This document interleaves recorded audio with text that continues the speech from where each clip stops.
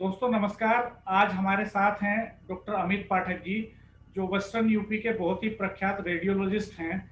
लेकिन आपका काम इतिहास पर बहुत ज़बरदस्त है। आप इतिहास का लगातार अध्ययन करते हैं, कई किताबें आपने लिखी हैं। 1857 की क्रांति पर आपका बहुत बड़ा काम है। आसपास के गांवों के बहुत सारी जगहों को आपने चिन्हित किया है और 1857 से जुड़े रहस्य समाज के सामने लाने का काम किया है। तो आपका एक बड़ा योगदान है और मेरठ में कैंटोनमेंट हेरिटेज सोसाइटी के गठन में आपकी बड़ी भूमिका है।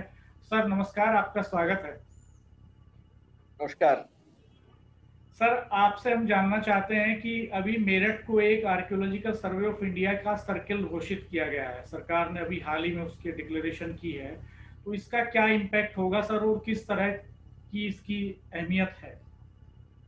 देखिए, जो हमारा मेरठ का क्षेत्र है, जो पश्चिमी उत्तर प्रदेश को लेकर चले प्राय हम लोग, तो इसके अंदर इतिहास के कई ऐसे पहलू दफन हैं, दबे हुए हैं, जिनके ऊपर अभी तक दृष्टिकोण पूरी तरह से जो दृष्टि में हमारे आए नहीं है।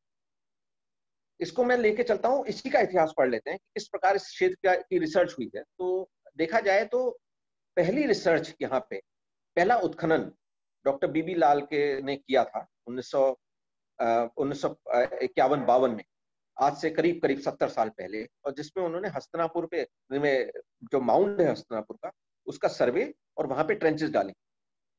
उन्होंने कई ऐसे नए पहलू निकाले थे हस्तिनापुर के, जिनको उन्होंने फिर आगे अपनी रिसर्च में लिया, और उनके उत्खनन से कई प्रश्न भी पैदा हुए थे जिनके उत्तर आगे आने बाकी थे। तो उनको लग रहा था आगे रिसर्च होगी तो आएंगे।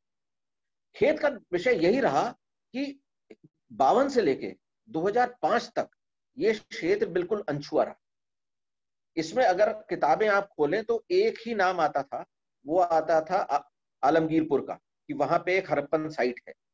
किंतु मैं समझता हूं यहाँ का हर कस्बा जो और गांव जो बड़ा है, और हर माउंड अगर उसका लोएस्ट लेवल देखेंगे तो वो सारा का सारा लेट हड़प्पन फेज पे आता है। लेट हड़प्पन वो है, जैसे बलूचिस्तान से हड़प्पन सभ्यता, हड़प्पन इसलिए उसका नाम पहले लेते हैं कि मैं शब्द को भी यहाँ क्यों मैं प्रयोग कर रहा हूँ बता दूं, क्योंकि हड़प्पा पहली साइट थी जहां पे संस्कृति मिली थी। अब ये सिंगल संस्कृति नहीं है, इसके बहुत सारी छोटी छोटी संस्कृतियां, उसी प्रकार से जैसे भारत है आज, तो हर थोड़े 100-200 किलोमीटर पर संस्कृति बदलती है, इसमें भी ऐसी था। बस हड़प्पा नाम इसलिए ले लेते हैं क्योंकि पहली साइट है, तो इजी हो जाता है, उसमें किसी का कोई डिबेट डिस्कशन की बात नहीं आती। तो हड़प्पन सभ्यता का जो पहले बलूचिस्तान में ओल्डेस्ट साइट्स मिली हैं, उसके साथ सिंधु क्षेत्र में आई, फिर जो सरस्वती का एरिया है, खागर हाकरा सिस्टम जो है, उसके पास आई, जमुना के पास आई। ये क्षेत्र जमुना के बिल्कुल पूर्व में। तो उस संस्कृति सभ्यता का जो पूर्वज छोर है वो ये क्षेत्र है, यहां से लेके बिजनौर तक का, अपर गंगा जमुना द्वार से बिजनौर।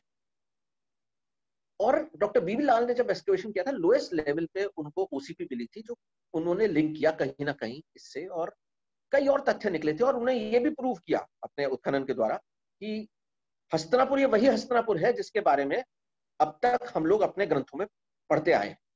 तो ये काल्पनिक कथा नहीं है, किंतु वास्तविकता है, और वास्तविकता कहीं ना कहीं हमारे ग्रंथों में लिखी हुई है, जिसको हमें ग्रंथों से निकाल के आर्कियोलॉजी तक पहुंचाना, ये उनका अपना निष्कर्ष था। अब 2005 तक ये पूरा क्षेत्र अनछुआ रहा। कुछ सर्वे हुए, रिपोर्ट्स हैं एएसआई की, पर उसके बाद भी कोई उत्खनन या प्रॉपर सर्वे नहीं हुआ। जो माउंट थे उनका प्रोटेक्शन किया गया। माउंट होते हैं जो टीले हैं, टीले असलियत में वो इंसान एक ही जगह पे रहते रहते हैं, तो जी। वो साइड ऊंची होती चली जाती है। मेरठ के अंदर भी मध्य में एक किला है जिसके ऊपर पुराना मेरठ बसा हुआ है, वो भी उसी पीरियड का है जो हस्तिनापुर पीरियड है। और सेनी गांव में है, या दूर दूर पे सारे आसपास के पूरे इलाके में जहां भी पुराना क्षेत्र है वहां पे एक टीला मौजूद है। अब परेशानी क्या है कि इस बीच में क्योंकि रिसर्च नहीं हुई, इसलिए कई टीले हम हमेशा के लिए खो बैठे, क्योंकि उनका डॉक्यूमेंटेशन ही नहीं हुआ। तो जब खेती हुई, आबादी बढ़ी, तो टीले विलुप्त हो गए। जो टीले बचे हैं वो अब मैं समझता हूं कि हमें सबको मेहनत करनी चाहिए उनको किसी तरह बचाने के लिए, अपने आने वाले बच्चों को दिखाने के लिए, उनके लिए भी तो कुछ छोड़ के जाए हम। अब परेशानी क्या थी कि आगरा सर्कल जो था उसके पास खुद इतना काम है, क्योंकि आगरा खुद में इतना बड़ा ऐतिहासिक क्षेत्र है कि उनका तो पूरा दिन उसमें संभालने में लग जाता होगा। दिल्ली सर्कल के पास बहुत काम है, लखनऊ सर्कल के पास खुद इतना बड़ा काम है, बहुत बड़ा क्षेत्र है लखनऊ के पास।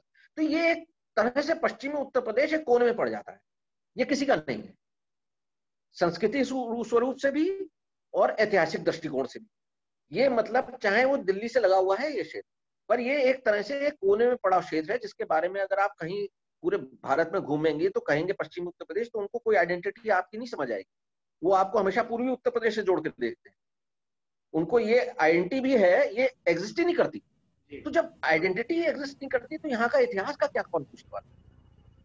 पहला सवाल पॉइंट ये था। तो इसलिए जो ये सर्कल बना है इसकी आवश्यकता ये है कि ये हमारी पहचान बना सकता है, और उसके साथ साथ जो हमारी जो इतिहास है उसके अंदर एक टाइम पीरियड है करीब 1000 साल का, जिसको लोग कहते हैं कि एक तरह से डार्क पीरियड है, इसके बारे में हमें पता नहीं। वो डार्क पीरियड कब आता है? जब सिंधु सभ्यता विलुप्त होना शुरू होती है 2000 बीसी, आज से 4000 साल पहले, और मौर्य काल शुरू होता है, बीच का जो पीरियड है।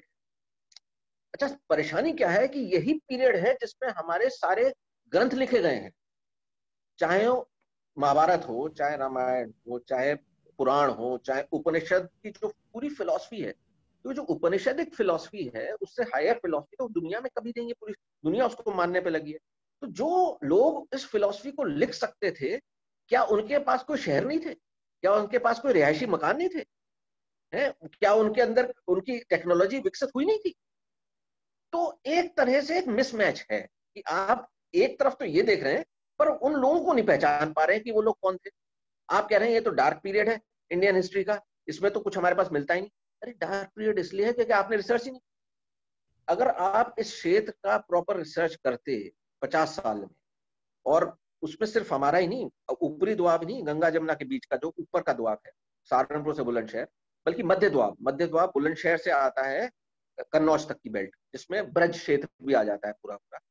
उसके साथ साथ जो रोहिलखंड है उसमें बिजनौर से लेके इधर बरेली तक की बेल्ट आती है।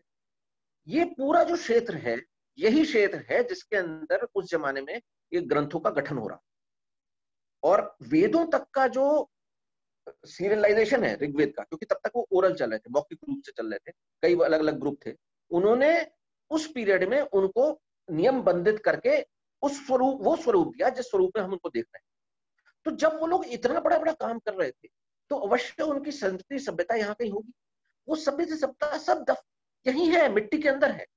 अब समझते हैं सर जिसका लाभ मिलने वाला है, और इतिहास की कई परतें इससे सामने आने वाली हैं, कई रहस्य हमारे सामने आ सकते हैं, और एक पश्चिमी उत्तर प्रदेश की बड़ी पहचान ऐतिहासिक परिप्रेक्ष्य में हो सकती है। जी जी जी, मानना है।